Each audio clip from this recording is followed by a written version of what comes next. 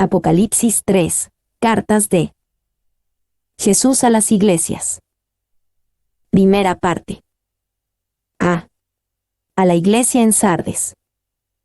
1. Primera, el carácter de la ciudad de Sardes.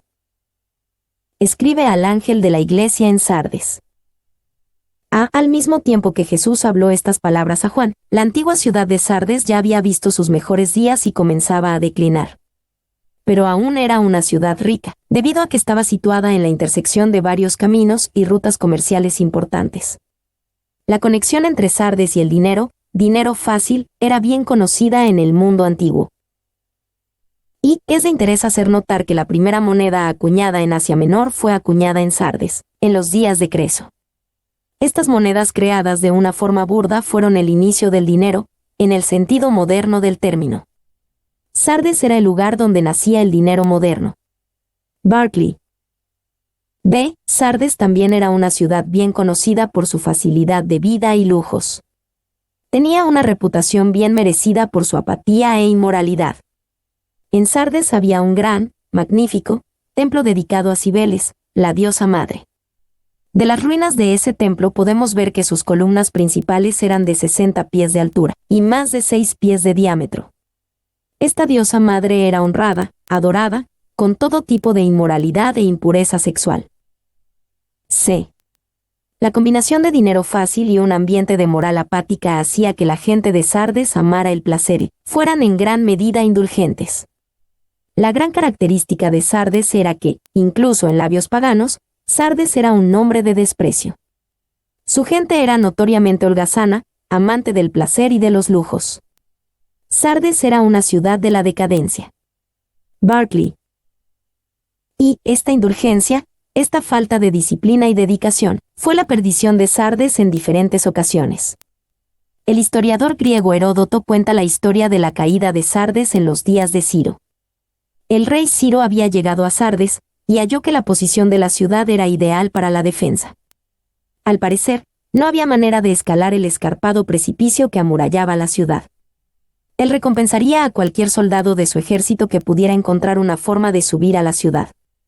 Un soldado estudió el problema cuidadosamente, y mientras observaba vio cómo a un soldado que defendía a Sardes se le cayó su yelmo por las paredes de las murallas escarpadas.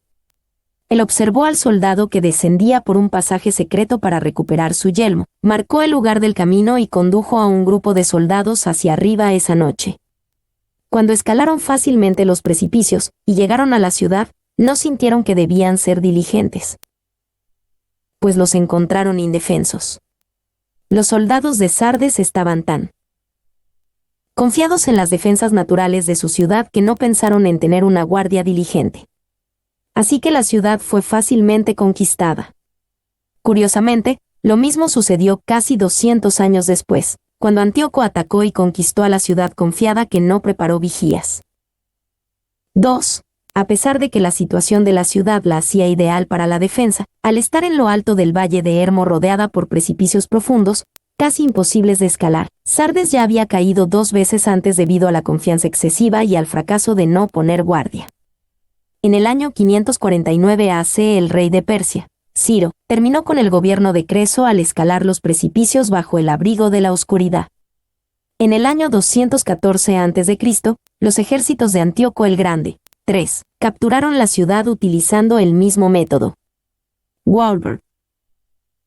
2.1b. Jesús se describe a sí mismo a la iglesia en Sardes. El que tiene los 7 espíritus de Dios y las 7 estrellas, dice esto. Mientras Jesús se describe a sí mismo, utiliza términos que enfatizan su carácter como amo de cualquier poder espiritual y autoridad. La repetición del número 7 ayuda a indicar esto, porque 7 es el número de plenitud en la Biblia. Por lo tanto, Jesús tiene la plenitud del Espíritu de Dios y la plenitud de la Iglesia. El que tiene los 7 espíritus de Dios. Jesús tiene la plenitud del Espíritu de Dios en sí mismo, y también tiene al Espíritu Santo en plenitud para darlo a la Iglesia. Y las 7 estrellas. Jesús también tiene la plenitud de la Iglesia en su mano. Sabemos que las 7 estrellas representan a las iglesias, por lo que Jesús dijo en Apocalipsis 1:20. Las 7 estrellas son los ángeles de las 7 iglesias. Cuando Jesús habla de los ángeles de las 7 iglesias, a través de estas cartas, habla no a un individuo, sino a toda la iglesia por medio de ese individuo. 3:1c. Lo que Jesús sabe sobre los cristianos en Sardes. Yo conozco tus obras, que tienes nombre de que vives. Yo conozco tus obras, de la manera en que Jesús le habla a cada iglesia, también le habla a la iglesia de Sardes. Lo que una iglesia es, y lo que una iglesia hace, nunca está oculto de Jesús. B. Que tienes nombre de que vives. Jesús sabía que la iglesia de Sardes tenía un nombre, esto es, una reputación, de vitalidad. Si mirabas, tanto a la iglesia de Sardes, como a la ciudad de Sardes, todo parecía que estaba vivo y bien. Y no debemos de tener la impresión de que Sardes era como un difunto, con el edificio destruido, los miembros dispersos, y un pastor listo para renunciar. Era una iglesia ocupada, con reuniones cada noche, los comités abundaban, todo en movimiento, promoción y publicidad, con algo sucediendo en todo tiempo. Tenía una reputación de estar viva, bien despierta, siempre preocupada. Hafner. 4:1d. Lo que Jesús tiene en contra de la iglesia en Sardes. Y estás muerto. Han muerto. A pesar de su reputación de estar vivos, Jesús los miró por lo que en realidad eran. La expresión, y estás muerto, muestra que una reputación no es garantía de un verdadero carácter espiritual. A pesar de su buena apariencia, Jesús los miró por lo que en realidad eran. B. Muerto, indica que no hay lucha, no hay batalla, no hay persecución. No era que la iglesia de Sardes estuviera perdiendo la batalla. Un cuerpo muerto ya ha perdido la batalla, y la pelea parece haber acabado. En esta carta, Jesús no anima a los cristianos en Sardes a que estén firmes en contra de la persecución o de la falsa doctrina, probablemente porque no había un peligro significativo de estas cosas en Sardes. Al estar muerta, la iglesia de Sardes no representaba amenazas significativas para el dominio de Satanás, así que no era digna de atacar. Y la iglesia en Sardes era un modelo perfecto de un cristianismo inofensivo. Kikar. Otro comentarista dice, su apariencia era que estaba viva, pero en su esencia estaba muerta. 2. La iglesia de Sardes estaba en paz, pero era la paz de los muertos. Barclay. 5:2-4. Lo que Jesús quiere que haga la iglesia en Sardes. Sé vigilante, y afirma las otras cosas que están para morir, porque no he hallado tus obras perfectas delante de Dios. Acuérdate, pues, de lo que has recibido y oído, y guárdalo, y arrepiéntete. Pues si no velas, vendré sobre ti como ladrón, y no sabrás a qué hora vendré sobre ti. Pero tienes unas pocas personas en Sardes que no han manchado sus vestiduras, y andarán conmigo en vestiduras blancas, porque son dignas. Sé vigilante. Esta primera instrucción de Jesús les dice que necesitan examinar y proteger, fortalecer lo que tienen. Al Jesús decir, afirma las otras cosas que están para morir, podemos deducir que la condición espiritual de la iglesia de Sardes era mala, pero no estaba sin esperanza. Espiritualmente había cosas que aún podían ser fortalecidas. Jesús no se había rendido, y era tarde, que están para morir, pero no demasiado tarde. Y es su historia. La ciudad de Sardes fue fácilmente conquistada 2 veces. No era que los ejércitos que atacaban abrumaran a Sardes, sino que la confianza excesiva los hizo que no fueran vigilantes. El estado espiritual de la iglesia de Sardes era un reflejo del carácter histórico de la ciudad. B. Porque no he hallado tus obras perfectas delante de Dios. Esto muestra que sus obras no habían llegado a la medida del estándar de Dios. Hacer obras no es suficiente, porque Dios requiere una intención en particular y un propósito en todas nuestras obras.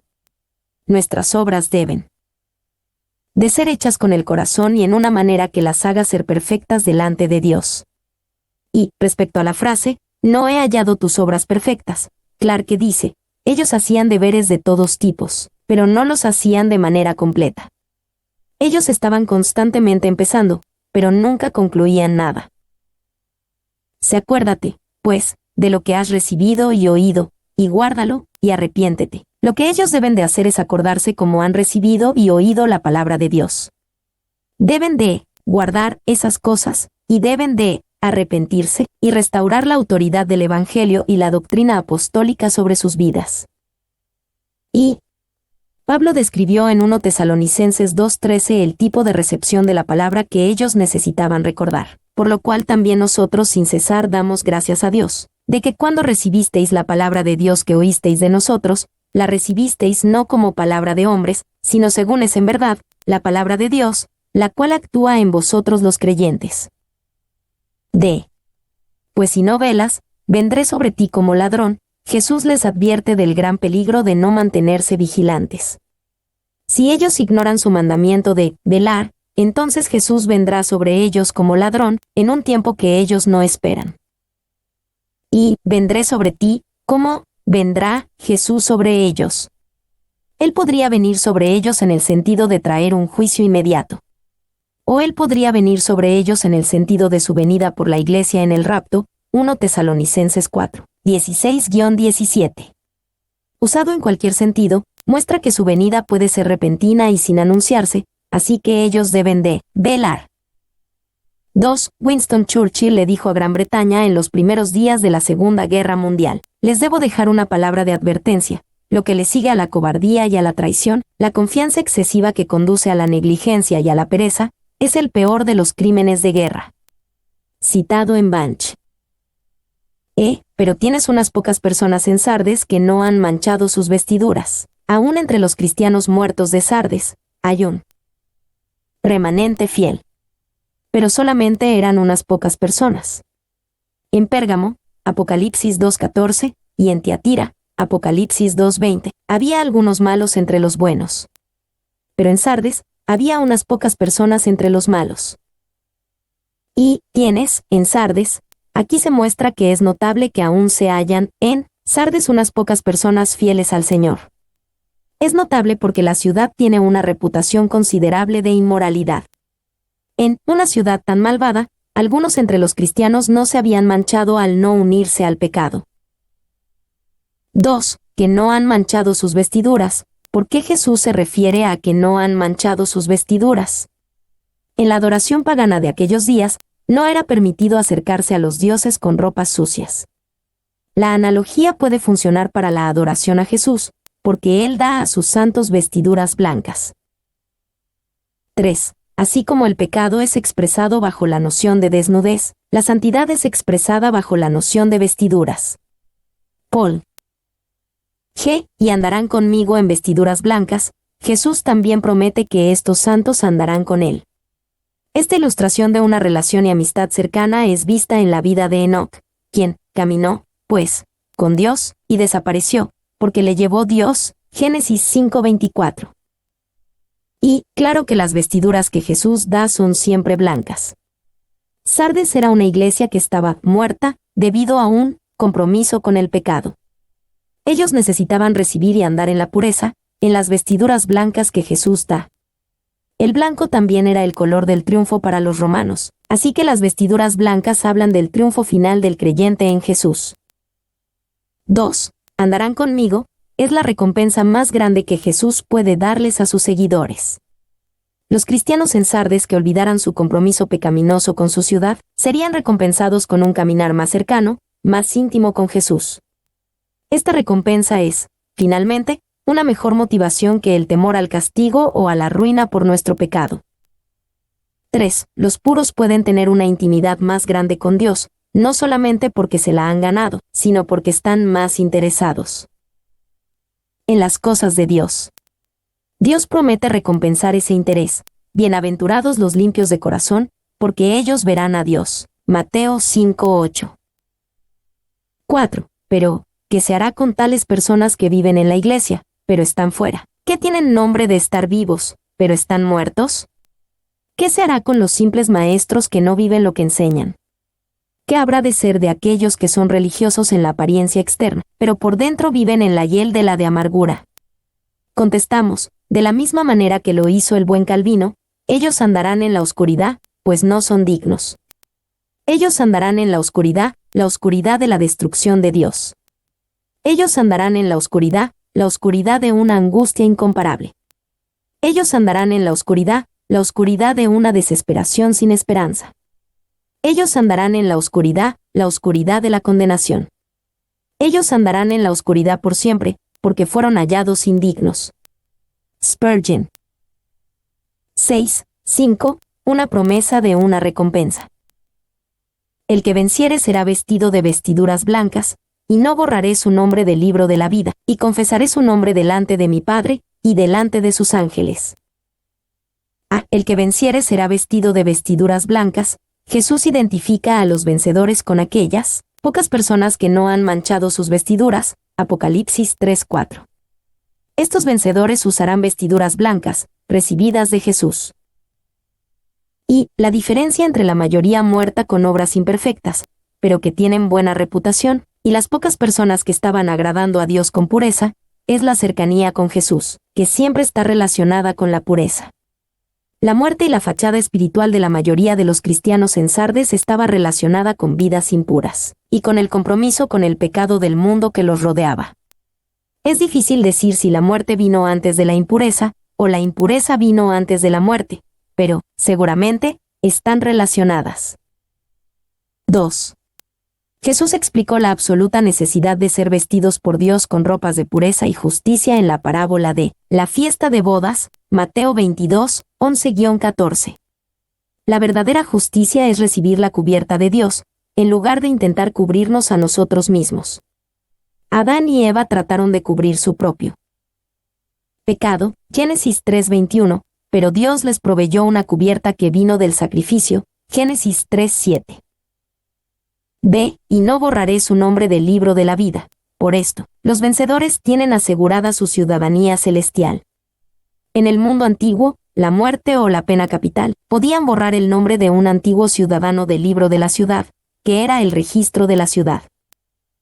Y, en el mundo antiguo las ciudades guardaban un registro de sus ciudadanos, y cuando un hombre moría, su nombre era quitado del registro. El Cristo resucitado está diciendo que, si deseamos permanecer en el libro, como ciudadanos de Dios, debemos de mantener la llama de nuestra fe viva. Barclay. ¿Se borraré su nombre del libro de la vida? ¿Esto significa que alguien puede perder su salvación? Significa que alguien es salvo un día, su nombre está en el libro de la vida. ¿Y qué otro día si cae su nombre es borrado del libro de la vida?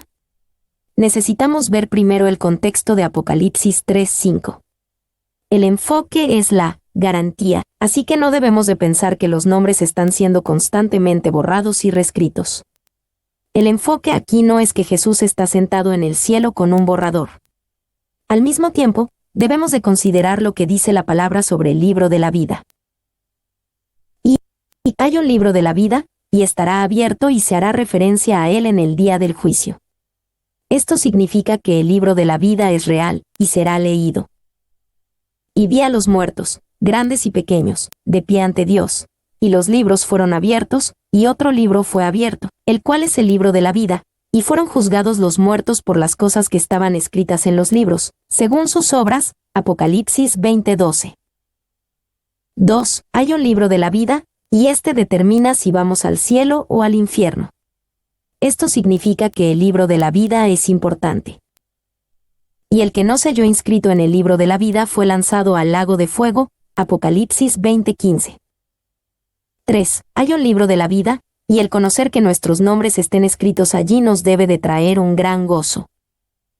Pero no os regocijéis de que los espíritus se os sujetan, sino regocijaos de que vuestros nombres están escritos en los cielos, Lucas 10:20. 4. Hay un libro de la vida, y hay 5 referencias diferentes acerca de que la gente es borrada del libro de la vida. Esto significa que la idea de ser borrado del libro de la vida debe de ser tomada en serio. Quizás sea simplemente un símbolo, y ese nombre de la persona nunca estuvo allí para empezar. Aun cuando ese fuera el caso, el Señor quiere que lo tomemos con seriedad, porque hay algunos que por mera apariencia humana son salvos, pero no estarán en el cielo. Moisés le dijo a Jehová, que perdones ahora su pecado, y si no, ráeme ahora de tu libro que has escrito. Éxodo 32:32. Y Jehová respondió a Moisés, al que pecare contra mí, a éste raeré yo de mi libro. Éxodo 32 horas y 33 minutos.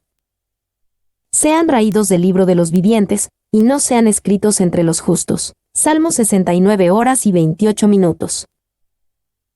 El que venciere será vestido de vestiduras blancas, y no borraré su nombre del libro de la vida, y confesaré su nombre delante de mi Padre, y delante de sus ángeles. Apocalipsis 3:5.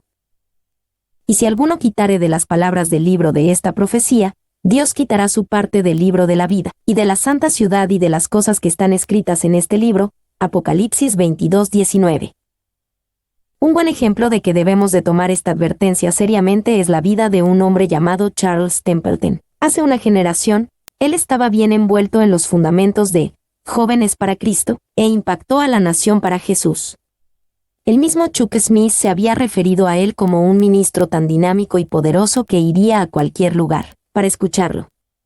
Muchas personas recibían a Jesús en sus reuniones, y estuvo asociado con Billy Graham durante los primeros años de su ministerio. Pero, recientemente, escribió un libro en el que renuncia totalmente a su creencia en Cristo Jesús, renuncia aún a su creencia en Dios, y dice que es un ateo. Charles Templeton renuncia a sus primeras confesiones de fe y a través de su libro quiere rescatar a las personas que una vez trajo a Jesús. Obviamente, este hombre, en su estado apóstata actual, no va a ir al cielo. Puedes debatir todo el día acerca de si él nunca fue salvo, o si perdió su salvación, pero al final del debate hay dos conclusiones. La primera, en un tiempo, según las apariencias humanas, él fue salvo. La segunda, él no tomó en serio las advertencias de la Biblia de permanecer caminando, permanecer confiando y perseverar en la fe. V. En las genealogías de la Biblia, hay dos libros mencionados. El libro de la genealogía de Adán, Génesis 5:1. El libro de la genealogía de Jesucristo, Mateo 1:1. El nacer de Adán no garantiza que nuestros nombres estén escritos en el libro de la vida. Pero el nacer de nuevo, nacer de Cristo Jesús, nos da